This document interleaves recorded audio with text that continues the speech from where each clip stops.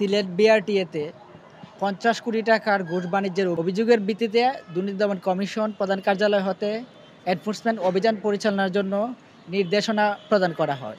সেই নির্দেশনার প্রেক্ষিতে আমরা সিলেট বিআরটিএ কার্যালয়ে দুপুর ১টায় অভিযান পরিচালনা করি। জনাব দেলোয়ার হোসেন ওনার রুম থেকে আমরা ৫টি ব্ল্যাঙ্ক চেক উদ্ধার করি এবং ৩টি মোবাইল ফোন তার ডয়ার থেকে আলমারি থেকে আমরা উদ্ধার করি।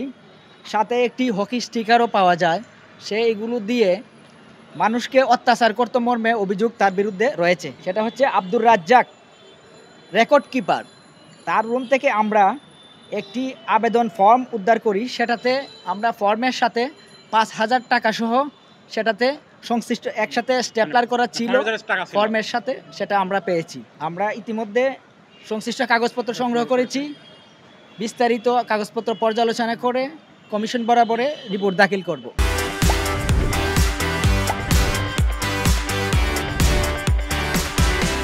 হকি স্টিক দেখেন, আর এগুলো গুনে খাওয়া হকি স্টিক।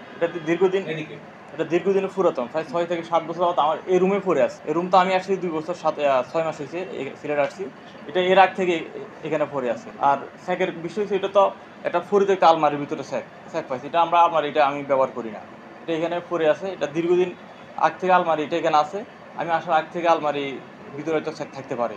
ওনারা ওইটা তল্লাশি দেওয়ার পরে স্যাক, আমি আসার আগেও এর আগে জিনিসপত্র ছিল, হেরো জিনিসপত্র এখন আছে। এই জন্য আমরা এগুলো ধরতাম না।